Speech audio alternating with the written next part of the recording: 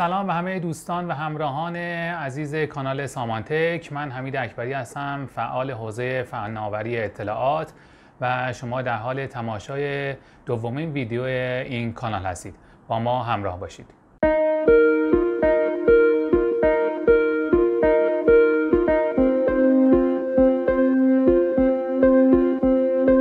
دوستان، برای یادآوری هم که باشه عرض کنم خدمتون که در ویدیوی گذشته ما در مورد انواع روش‌های بکاپ گیری صحبت کردیم و توی اون صحبت‌ها من دیتاهای مختلفی بهتون معرفی کردم که معمولاً افرادی که توی این زمینه دارن فعالیت میکنن و درگیر با مباحث آیتی هستن نیاز دارن که این دیتاهای مختلف ازش بکاپ بگیرن و یه توضیح راجع به انواع دیتا دادیم و روش‌های مختلف بکاپ گیری.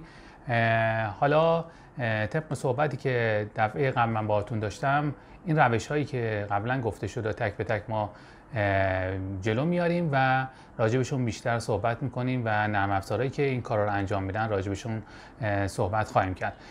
توی این ویدیو من راجب اولین نرم افزار که برای گرفتن بکاپ های پیشرفته از فایل و فولدر هست، به صورتی که به امکان اینکه لاگ برداری بشه و یه هیستوری سامری از اون عملیات بکاپ گرفته بشه، راجع به این مسئله با شما صحبت خواهم کرد.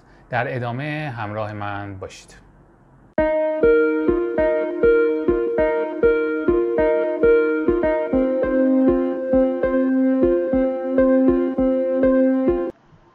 خب همراهان عزیز، صحبتی که ما جلسه قبلی داشتیم، تو ویدیو قبلی من خدمتتون عرض کردم این بود که انواع فایل بکاپی که میتونیم ما داشته باشیم و اینا گرفته بشه با نرم افزار مختلف هست که این کار انجام خواهد شد. اول آیتمی که قراره که راجع به صحبت کنیم همین نرم افزار تراکوپی هست که این نرم افزار برای گرفتن بکاپ از فایل و فولدرها به صورتی که ما یک سامری و یک لاگی بتونیم در پایان بکاپ داشته باشیم و یک بکاپ گیری در حقیقت ایمیلی داشته باشیم استفاده خواهد شد. نرم افزار تراکوپی خب شما خیلی راحت میتونید نرم افزار رو از سایت هایی که روی اینترنت هست دانلود کنید. نرم افزار کرک خاصی هم نداره، میتونید ازش راحت استفاده کنید. خب ما نرم افزارمون رو با موفقیت دانلود و نصب کردیم بر روی سیستم. حالا نرم افزار رو اجرا میکنیم و وارد نرم افزار میشیم برای اینکه ببینیم چه گزینه‌هایی هست و چه کارهایی میتونیم ما انجام بدیم. عرض کنم برای اینکه یک به اصطلاح پروژه جدیدی ایجاد بکنیم، شما رو همین علامت پلاسی که اینجا تو منو خورده کلیک میکنید. هر بار که یک عملیات کپی انجام بدید یا فرق نمیکنه موو یا تستی انجام بدید، یک پروژه به این نرم افزار اضافه میشه که کلی اون عملیات زیر مجموعه این پروژه سیو خواهد شد. تو این لیست اضافه میشه و به همین سیستم میاد پایین که حالا الان میبینید ما این پروژه رو اینجا اضافه کردیم. سمت راست گزینه هایی که شما میتونید استفاده کنید برای عملیات قرار گرفته. اولین گزینه قسمت سورس هست که شما در قسمت سورس میتونید فایل یا فولدر برای کپی کردن، یعنی در حقیقت سورس برنامه‌ای که قرار است یا فایلی قرار است کپی کنید رو میتونید اینجا انتخاب بکنید.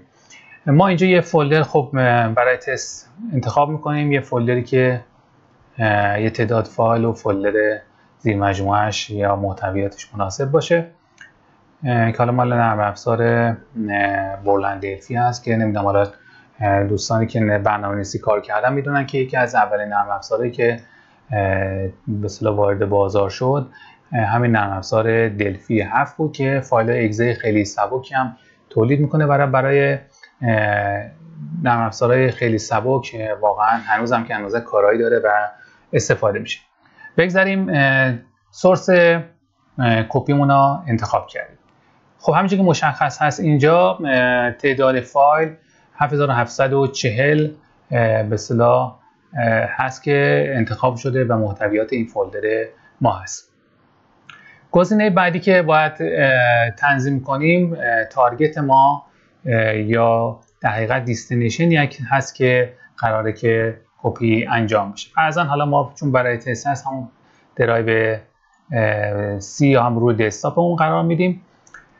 بعد از اینکه سورس و دیستینیشن رو انتخاب کردیم و تارگتمون رو انتخاب کردیم، گزینه‌های کپی، موو، تست و وریفای فعال میشه که اینا زمانی که حالا شک دارید که فایلایی که میخواهید کپی کنید از سلامت کامل برخوردار هستن یا نه، میتونید از این گزینه تست یا وریفای استفاده کنید. اولین گزینه‌ای که در این جدول پایین قرار گرفته فایل لیست هست. خب که تمام فایلایی که داخل اون فولدر قرار گرفته، فایل و فولدرها نمایش داده میشه. تارگت شما هست که مشخص میشه که کجا قرار گرفته. گزینه آپشن که گزینه خیلی مهمی هست و استفاده ما زیاد ازش میکنیم و در حقیقت اون توانایی که این نرم افزار داره به خاطر تنظیماتی هست که توی این قسمت داره انجام میشه. گزینه آپشن هست که شما اینجا برای به اصطلاح فایل و فولدراتون یه سری تنظیمات میتونید انجام بدید که فرضاً فقط فولدرهایی که حاوی دیتا هستن کپی بشه یا به اصطلاح فایل هایی که اتریبیوت هستن کپی بشه و الی آخر اینا میتونید تیک بزنید که روی فایل یا فولدرها اعمال بشه.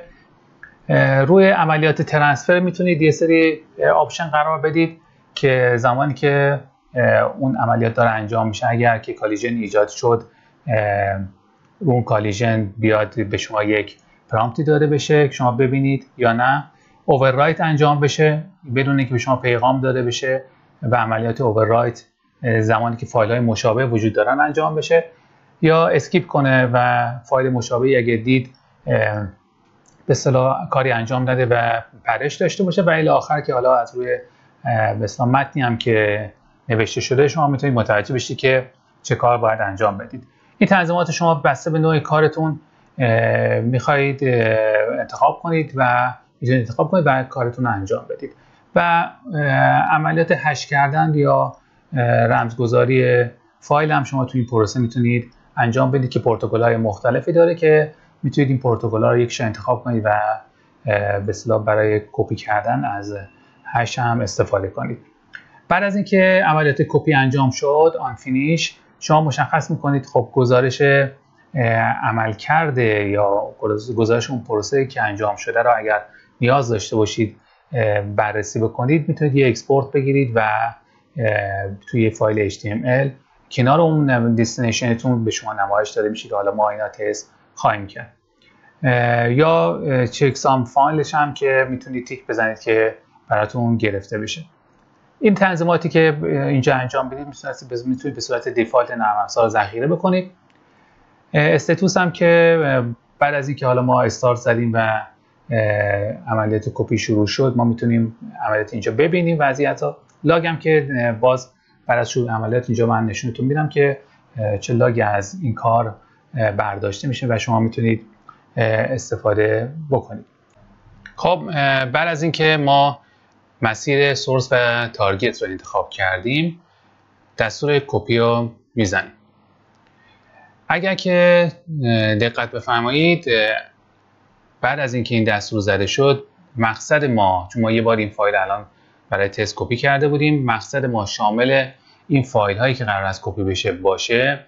خب میتونید از این گزینه‌ها انتخاب کنید که اووررایت بشه. حالا تک تک فایل ها زمانی که میره برای عملیات کپی پرامپت به شما داده بشه و برای تک تک اون فایل از شما تایید بخواد، یا کلش اووررایت کنه یا اسکیپ کنه برای اون تک فایل، یا اسکیپ کنه برای به اصطلاح کل فایل ها.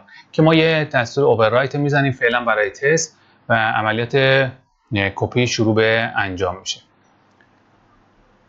در این مرحله اگر که ما به قسمت استاتوس بریم، خب یه کلیاتی راجع به وضعیت عملیات اینجا به ما نمایش داده میشه. اینجا هم که تنظیماتی بود که انجام دادیم، تارگتمون کجا هست و این لاگ که حالا تکمیل خواهد شد. اجازه میدیم یه مقدار از این فایل کپی شه و بعد برای اینکه وقتم زیاد گرفته نشه گزینه استاپ را میزنیم و ببینیم چه اتفاقی خواهد افتاد در ادامه.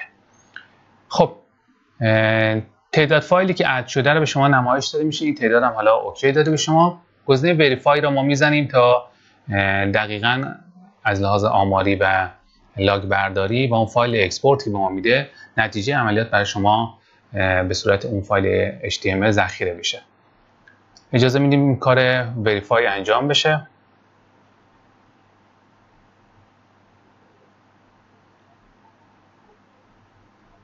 اینجا هم میتونیم حالا برای اینکه باز وقت گرفته نشه استاپ بزنیم و بیشتر هدف من این است که تو اون فایل لاگ ببینید شما چه اطلاعاتی به شما داده شده.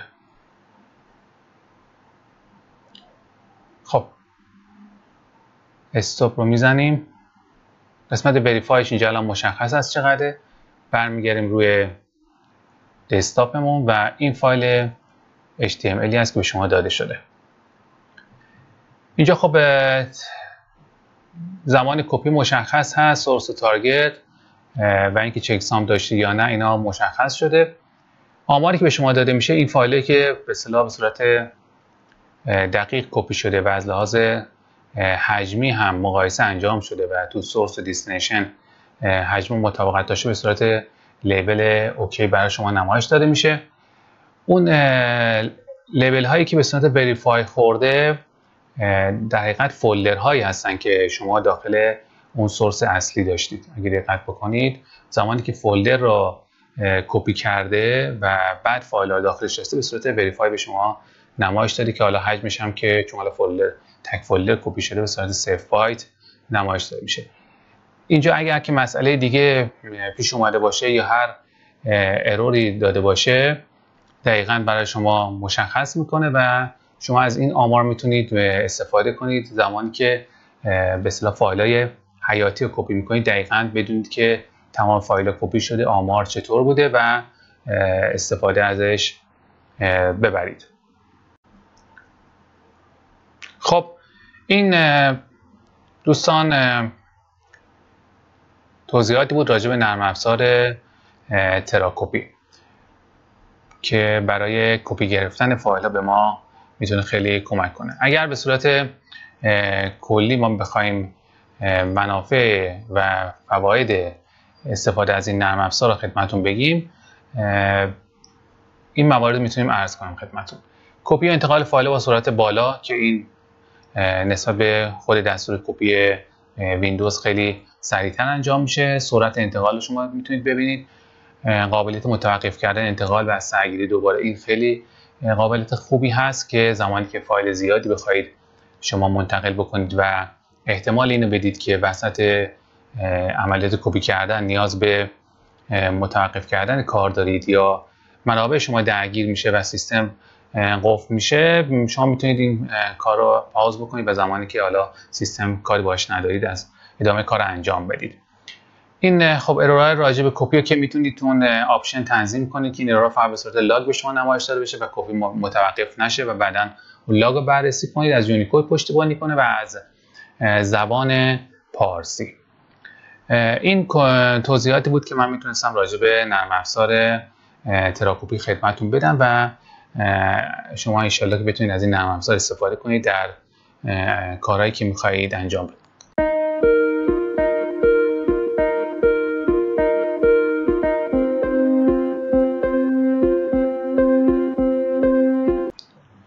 خب دوستان، من برای پایان صحبتم یه سوالی مطرح میکنم برای همراهان ویدیو.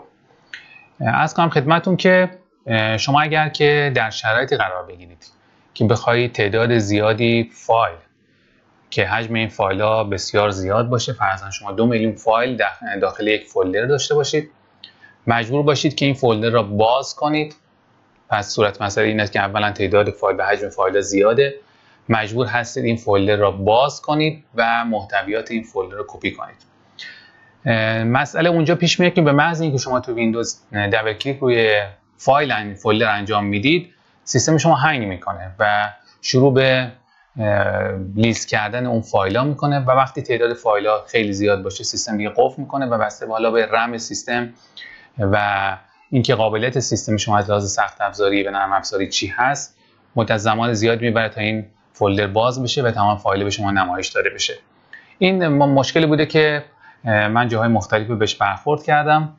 سوال من اینه که در مواجهه با چنین شرایطی شما پیشنهادتون چی هست و نظرتون چیه؟ ما چه کار میتونیم انجام بدیم که بتونیم محتویات این فولدر را خیلی راحت کپی بکنیم و به جای استفاده از نرم افزارها یا قابلیت‌های به اصطلاح گرافیک ویندوز از چه کاری میتونیم استفاده کنیم.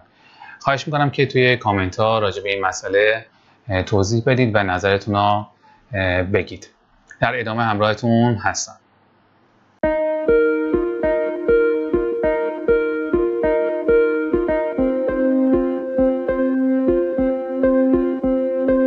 خب دوستان عزیز، به پایان دومین ویدیوی کانال سامان تک رسیدیم. توی این ویدیو من توضیحات راجع به نرم افزار تراکوپی خدمتتون ارائه دادم و اینکه چرا ما از این نرم افزار استفاده میکنیم. به طور معمول شما زمانی که با فایل و فولدرها کار میکنید شاید نیاز به این نرم افزار رو نداشته باشید، اما افرادی که تو مراکز بزرگ کار میکنن و درگیر با حجم زیاد اطلاعات و تعداد زیاد فایل هستن برای به هر حال عملیات های مینتیننس، مطمئنا این نرم افزار بهشون کمک زیادی خواهد کرد. من تو ویدیو بعدی راجع به نرم افزار بعدی که برای این کار استفاده میشه و خیلی تخصصی تر عملیات پشتیبانگیری و کپی گرفتن از فایل ها را برای ما انجام میده توضیح خواهم داد که این نرم افزار KLS بکاپ هست. انشالله نرم افزار هم نصب میکنیم و کار کردن باهاش یاد میگیریم. امیدوارم که مطالب این کانال مورد استفاده شما قرار گرفته باشه. خواهشی که از شما دارم اینه که حتما کانال ما را سابسکرایب کنید و کامنت و ارسال نظرات فراموش نشه. ویدیوهای ما را لایک کنید و زنگوله هم فشار بدید برای اینکه به امید خدا برای ویدیوهای بعدی به شما اطلاع رسانی داده بشه. تا ویدیوی بعدی شما را به خدا میسپارم. خدا نگهدار.